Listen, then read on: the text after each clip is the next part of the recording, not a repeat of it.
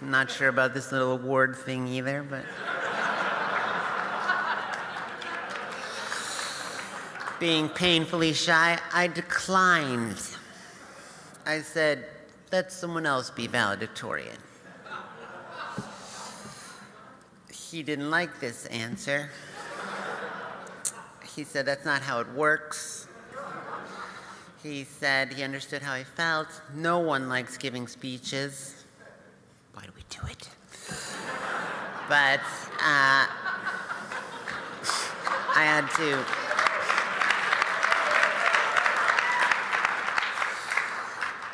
sometimes I had to think about not just myself. I had to speak for my class, and I had to speak for my parents, who would be very proud of me, he said. There are some things that we have to do for ourselves, but there are other things that we do for other people. So I wrote this speech back then, much as I wrote this one, with butterflies churning. I worked on it at night wearing the slip that I used as a nightie that I had stolen from my sister. I wrote about the way that knowledge had an actual materiality, not unlike the materiality of a ladder that could be used to gain access to places and worlds that were previously unimaginable.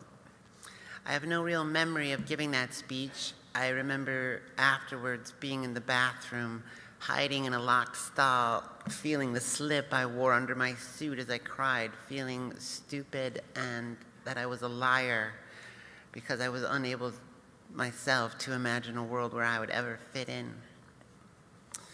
In high school, I joined theater department partially because of my older sister, but mostly because of the storeroom high above the stage amongst the catwalks that was filled with costumes. I fell in love with this storeroom as much for its dust-scented privacy where I would sit and read as for the racks of dresses and endless rows of shoes. I remember wearing this beautiful brocaded dress one day with a built-in corset when suddenly I heard the stage manager calling my name. Just before she opened the door, I dove desperately into the shadowed folds beneath the rack dresses, heart pounding like a mouse, listening to her call my name over and over, praying that somehow I might remain invisible. As I grew older, an intense, anxious isolation coupled with constant insomnia began to inculcate an inescapable depression. I have never slept much, but during my sophomore year in high school, when I watched many of my male friends start to develop facial hair, I kept this strange, relentless vigil, staring in the mirror for hours, afraid of what one day I might see. Here, in the absence of words to defend myself, without examples, without models, I began to believe voices in my head that I was a freak, that I am broken, that there is something wrong with me, that I will never be lovable. After school, I go to the nearby Burger King and I write a suicide note. It ends up being over 4 pages.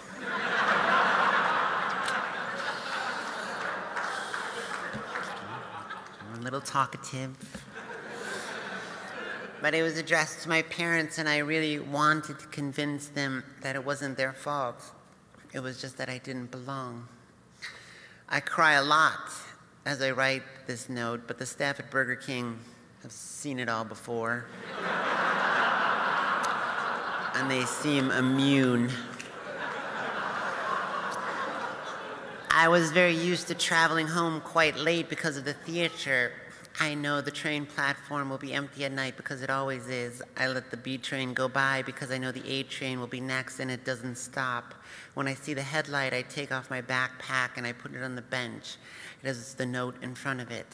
I try not to think of anything but jumping as the train comes. Just as the platform starts to rumble, suddenly I notice someone walking down the ramp. It is a skinny older man wearing overly large 1970s square-style glasses that remind me of the ones my grandma wears. He stares at me the way animals stare at each other. I don't know why he wouldn't look away. All I know is that because he didn't, I am still here.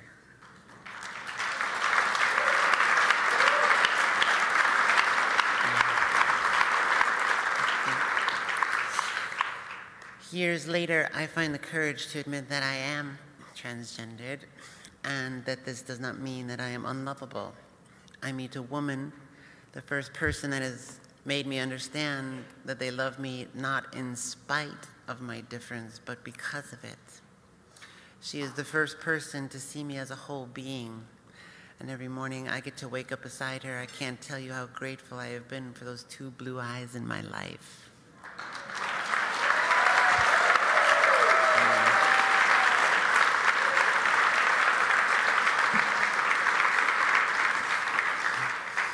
In Sydney, Australia, I finally came out to my family.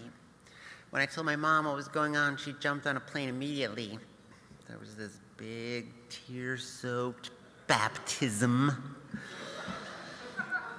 And she confessed that she'd been afraid to come here to arrive and grieve the loss of her son. But when she arrived, she found it wasn't so much as a death as it was a discovery, that there was this other part of me, an unseen part, and she felt it was like a gift because now she could get to know that part of me.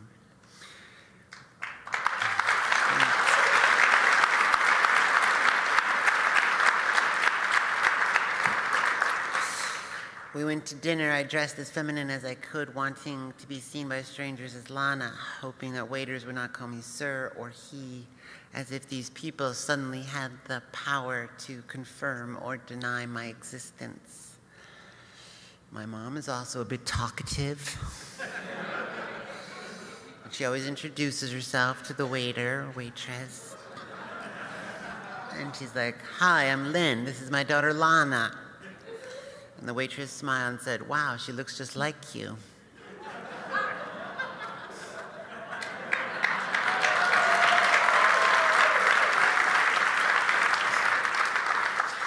When my dad arrived, he shrugged it off. Easier than accepting that his wife and daughter had once voted for Jane Byrne instead of Harold Washington. A choice that still rankles him today. He said, "Look, if my kid wants to sit down and talk to me, I'm a lucky man. What matters is that you're alive, you seem happy, and that I can put my arms around you and give you a kiss."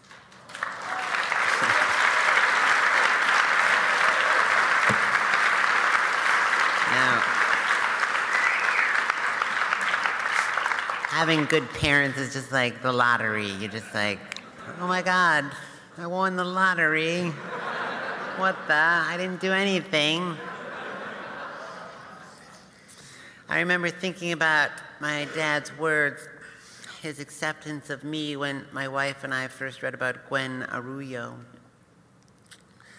It seemed impossible that something like that could happen so close to this city. And yet here was this person like me murdered by ignorance, by prejudice, murdered by intolerance.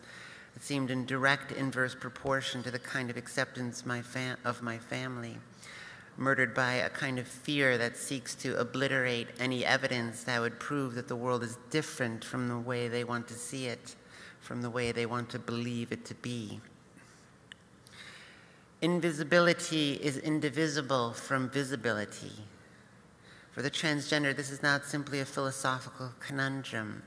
It can be the difference between life and death. A few short weeks ago, after my coming out, three of us, Tom, Andy, and I, were being interviewed. One of the reporters ventured away from the subject of the film towards my gender. Imagine that, a reporter. My brother quickly stepped in. "Look, just so we're clear," he says, "if somebody asks something or says something about my sister that I don't like, understand I will break a bottle over their head."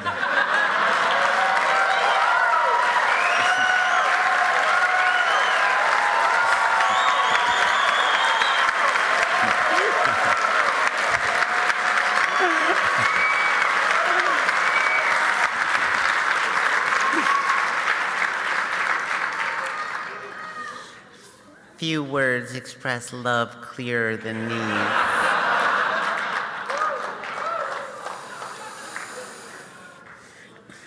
I am here because Mr. Henderson taught me that there are some things we do for ourselves, but there are some things we do for others. I am here because when I was young, I wanted very badly to be a writer. I wanted to be a filmmaker, but I couldn't find anyone like me in the world, and it felt that my dreams were foreclosed simply because my gender was less typical than others. If I can be that person for someone else,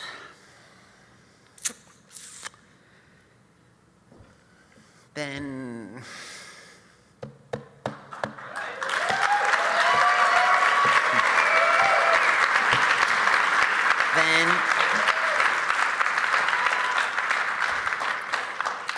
the sacrifice of my private civic life may have value.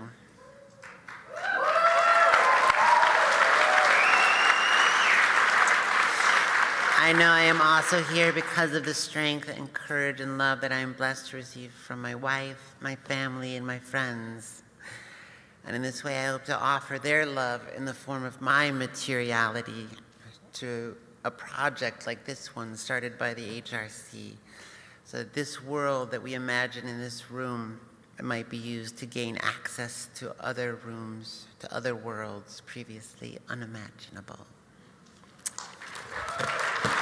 Thanks very much.